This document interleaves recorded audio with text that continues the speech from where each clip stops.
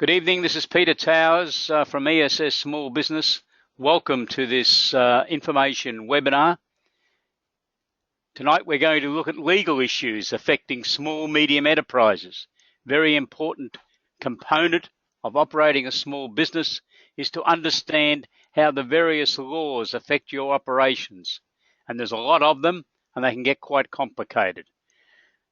Our presenter tonight is Matthew Karakoulakis, Principal Solicitor of AMK Law, and Matthew will take you through a number of issues to do with the law. Obviously, the law can virtually affect every aspect of a business, and regular legal advice, I believe, is very healthy for a business. In fact, I believe that all businesses should be getting at least an annual legal checkup to make sure that you're not infringing a new law or that you understand how a particular law operates. One of the key areas that Matthew is very interested in is the Personal Property Securities Act, and we'll be having a special webinar on that legislation in about 6 weeks' time, but it's one of the key areas. Matthew also specialises in wills. He advocates annual legal checkups, and he's an expert in commercial agreements. So without any further delay, I'd like to introduce you to Matthew Karakoulakis, Principal Solicitor of AMK Law, and there's Matthew's various experience. So good evening, Matthew. How are you? Good evening, Peter. Thanks a lot for the opportunity to speak to all the people listening in on this webinar and giving them and their businesses a head start on the legal issues affecting them. Okay, that's very good. And I've just switched the presentation, so it's over to you now, Matthew. All right, so I'll click this show my screen. Mm-hmm. Then I'll pull up here. Can you see that clearly? Yeah, it could be. I'll put it on the full screen. Yeah, we can see that now. All right, beautiful. So what I'll be focusing on in this discussion now is the legal issues affecting SMEs. And as you can see on this screen, I've listed the main ones. So we'll go down the screen in order because the first one may be the most important, but all of these issues affect the SME businesses differently. That said, agreements and shareholder agreements are a vital component of a successful SME, because a shareholder agreement will set out directorships, capital held, meeting requirements, obligations of directors, and other important legal aspects for running, establishing and operating a company. The reason why it's so important for SMEs is because as the business grows more and more, it's likely that a corporate structure will be set up. I mean, it's common for a business to set up as a small one-man show or a partnership and then grow more, and it's just an inevitable characteristic of successful SMEs that a corporate structure eventually takes place. And then when that happens, the business and its directors and its shareholders need the legally binding agreement to make sure everything is all in place. But there's other important agreements for SMEs. One of the most common questions we get here at AMK Law is, do I need a service agreement? The answer, 9 times out of 10 is yes, you do. Because at the end of the day, a business either provides a service or a product.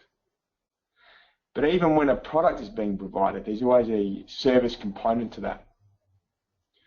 The agreement for the provision of those services needs to be set out properly, covering all the legal obligations of the business, of the SME, all the legal liabilities, but also making sure, most of all, that the legal protections are in place, such as covering against warranties, indemnities, and the like. I'll give you an example. Most recently, I had a client who provides training / consultancy services and advice. What happened was his client came along and asked him, I've got this business in place and we want to take it to the next level. Do you think it would be appropriate for us to begin developing a new line of products and then selling them at certain seminars and events that we run? The answer was yes, we should. Then that particular client found himself in some bother because as a result of that advice, products were developed, services were offered in explaining on those particular products, and one particular person relied on that service and lost quite a bit of money. But there was legal protections in place on that particular service agreement, which meant that the legal liability was covered. Another really important thing for SMEs is to understand the difference between an independent contractor and an employee. It's a real important thing for SMEs to think about and to understand, because there's been many occasions in the past where the ATO, the Fair Work Commission, and other regulatory bodies have had a real crackdown on SMEs for incorrectly categorising people as independent contractors, whereas in fact they were employees. Now, as you know, there's real advantages of having an independent contractor. Less onerous superannuation requirements, less onerous payroll tax, there's cost savings, the insurances are less, and there's a whole heap of other taxation and financial advantages. But incorrectly categorising somebody as an independent contractor when they're an employee can be a real mistake. So how do you tell if somebody's an independent contractor or an employee? Well, the unfortunate thing is there's no hard and fast rule. When I say that, it means that it's difficult, and there's assessments and tests that need to take place for each individual business. The characteristics, however, are most useful. You need to look at, does this person work most of his week at the business? Does he provide services to other organisations? Does he have his own corporate structure?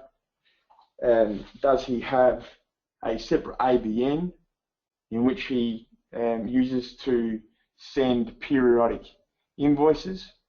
And you can even look at the ATO website for other factors to consider from a taxation point of view. But overall, the factors need to be considered on a case-by-case basis and legal advice sought if there's any confusion. Now, business structure, we've touched on that briefly at the very beginning where I spoke about shareholder agreements and other agreements. But I've got business structure here as a separate item that we'll be speaking about, because the structure itself, as will be supported by the agreement, must be thought about, legal advice sought, and also taxation advice. Does the SME want to operate as a company? Does it want to operate as a trust? Is a partnership the right way for the SME to operate? Or is the SME good as a sole trader with a number of employees underneath? The way to work out the business structure is to make sure there's proper legal advice as well as a taxation advice to work out, what are the tax advantages and consequences from that particular structure? What are the legal risks? For example, having a trust structure with a corporate trustee, for example, can bring about a heap of legal advantages in terms of risk management. But then sometimes having a partnership supported by a formal partnership agreement can be the way to go, depending on the relationship between the parties and of course the particular business run by the SME. Next, I'd like to speak to you about intellectual property, because a business begins, with a brand put together, perhaps a logo. You can even buy some logos quite cheap on the internet these days. I think there's one website where you can buy a logo for about $100, and some guy over in India or some other international region puts together the logo for you based on limited instructions. And as you can imagine, at that point, the branding, the logo, the name associated really doesn't hold that much value. But as the business grows more and more, as the business grows into a really successful SME, you probably already know that the value in the business, the value in the intellectual property, the value in the name of the business, the trademark associated with the business, all gain great worth. And a person may not know that registering a business name, for example, doesn't give the intellectual property ownership in the name itself. I'll give you an example, a great example, Coca-Cola. You can imagine, when Coca-Cola started off, the very first day that the Coca-Cola drink sink, most likely would have been in those days, opened up, and people wouldn't have placed any value on it. But as you know, Coca-Cola has grown into a mammoth enterprise, and the words Coca-Cola have tremendous value. If those words weren't protected by a trademark, anybody could use those words, even if Coca-Cola itself is registered as the name of a corporate organisation. That alone doesn't give the ownership to the words Coca-Cola. Likewise with a logo. So trademark is a really important component of intellectual property. Depending on the business, patents, design patent is essential. But if the business itself doesn't work in the design of products or service in relation to designing materials, products and the like, the SME is left with trademark being the most vital component of intellectual property that must be registered as the SME grows in its business cycle. Now, I've got insurance there on the list because to me, insurance is a bit of a damned if you do, damned if you don't type thing. And I say it because people often think that having an insurance policy is enough to protect against legal risks. But soon enough, that person realises their mistake, because you ring up the insurance company and you talk to some swift salesman, you buy the policy, and then when trouble strikes, when you really need to rely on that policy, and then you call back the insurer, that swift salesman is nowhere to be seen. You then get passed on to the back end of the insurance company, which is essentially in the business of assessing claims and finding loopholes in those policies wherever they can. But that said, having an effective insurance in place with the right policy and with the right ethically motivated insurer can be a great last line of defence. Sometimes insurance is almost like the last man standing. You can imagine the goalie in a game of soccer and the ball's gone past all the players, and then if that goalie's any good, he can still stand there and save the other team from scoring. Sometimes insurance and the policy can be almost like that goalie standing there when you need it most. Now, leasing premises. Leasing premises is vital, because as an SME grows more and more in its cycle, I could tell you that having an informal arrangement in place for the occupation of, head office or or a factory, or some other essential place that the business operates from. And I could tell you that it's not important to have anything in writing, or it's not important to make sure that the legal rights as tenant are covered properly, whereas in fact they are. An SME, when it takes up the occupancy of premises, must have a formal lease in place. And Peter was touching on before the PPSA and those legislative obligations to do with personal property.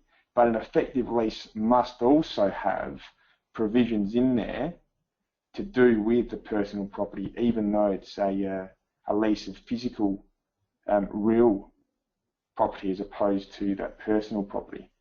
We can go into a bit more of that in a few weeks' time when the PPSA material is delivered, but just for now, perhaps flag that as an important issue. One of the things that aren't on this list, but you might want to write it down just in case, are the lease of assets, because not only will an SME lease the premises in which it operates from and other important places to do with its business, but an SME will also most likely lease different assets, whether it be for its manufacturing, production, lease of vehicles and the like. Appropriate, best legal practice is to make sure that there's a formal lease in place setting out all the rights and obligations of the SME and its directors to do with that particular asset. Most often, going back to the point before that I raised about appropriate business structure, most often a SME that's well advised legally will be operating in a corporate structure format, which means that when a lease is entered into, director guarantees are most often required. So they need to be crafted properly, and before signing any lease, whether it be a lease of premises or a asset lease, appropriate, proper, best legal practices to make sure that those guarantees are fully understood and that they are given the right effect, because it's been more occasions than I'd like to think in the legal court's jurisdiction where people have found themselves liable under a guarantee where they thought they'd be able to get off scot-free. Now, changes to Privacy Act. Privacy Act is a really important thing for people to understand, especially in today's modern era of information technology. The amount of information available through the internet. And there were some changes to the Privacy Act about the way businesses must handle personal information. It came into play last year, and there's some really serious consequences, including massive monetary penalties if people don't get it right. Essentially, what people need to know most of all at this time is that there's really tight protections about the way organisations, the way SMEs can collect information of people, the way they must handle that information, and also there's really limited ways in which that information can be disclosed. So, for example, somebody might sign up to a blog on your website and they give a whole heap of information there. The Privacy Act now applies to make sure that limited purposes and limited disclosure are given to that information that's typed in at registration time. That's just one example. The Privacy Act has a really wide effect, and proper permission must be sought and obtained in writing. And if you don't get that proper consent, those penalties apply, and so do formal apologies that can be set out in public also apply, and that's just really an embarrassing thing for an SME to be faced with. The Privacy Act really is a wide-ranging piece of legislation, and people that have taken the time to join this webinar need to make sure that they get proper legal advice on the way they handle people's information where that SME collects personal or private data, especially.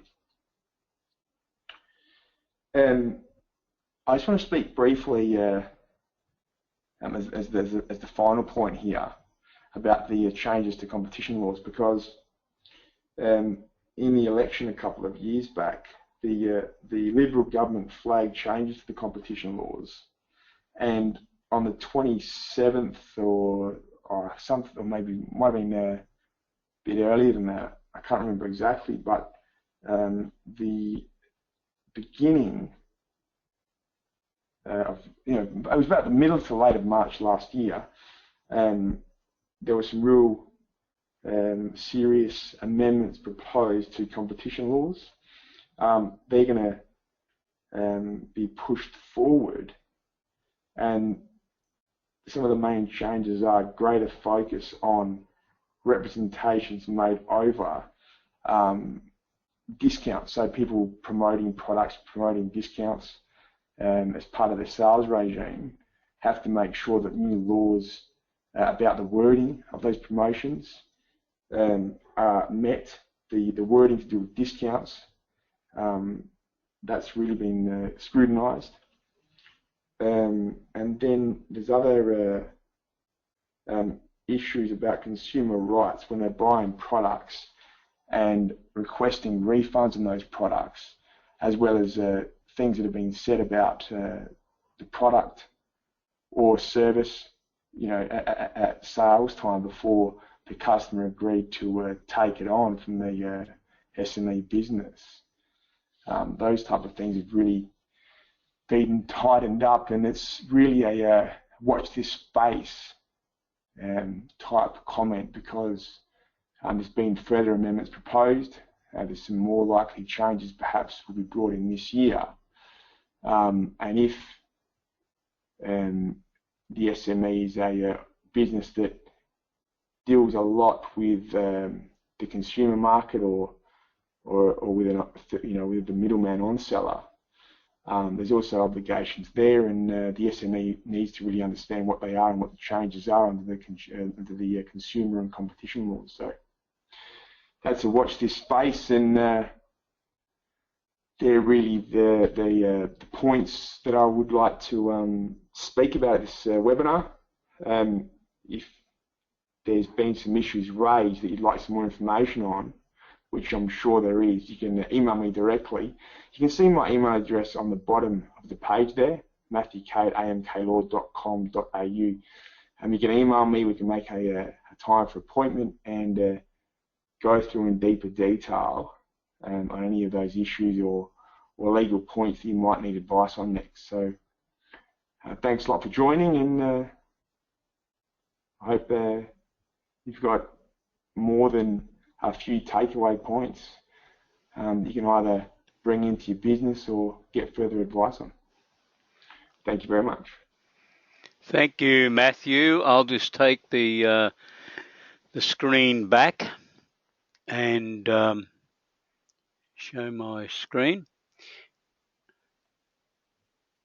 Just before we go on to the future, so it was a bit hard to read your bottom of your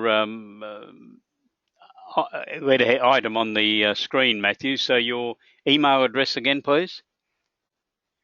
I can enlarge it if that helps at all, Peter. Oh, okay, yeah. Yeah. If you, yeah, okay. I'll switch the presentation back to you, and if you can just.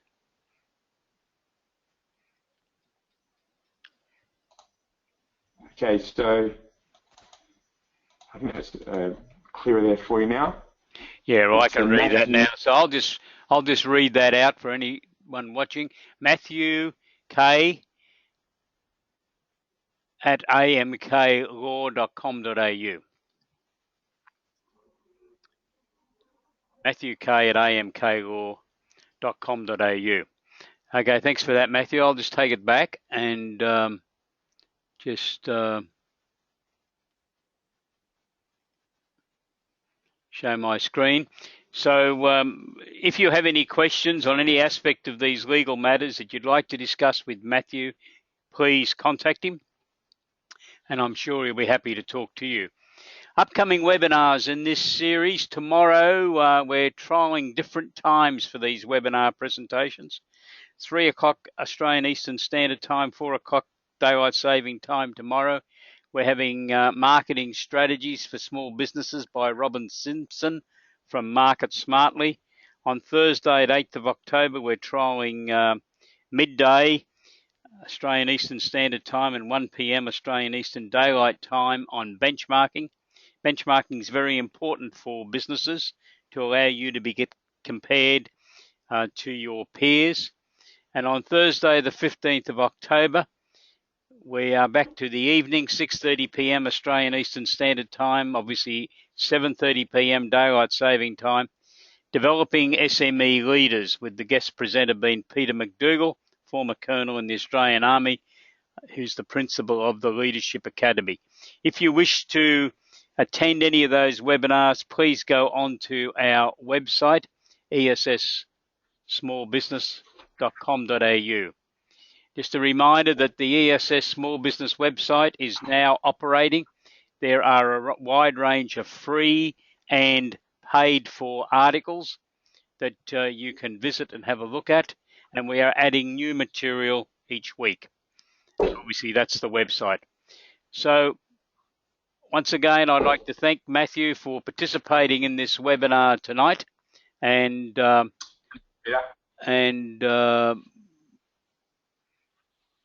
invite you to say good night, Matthew. Yes, good night, Peter. Thank you very much. Thank you, everyone, for watching. And don't forget, if you have any questions, please contact us. If you like, you can send an email to me, peter@esssbiztools.com.au. Thank you. Good night.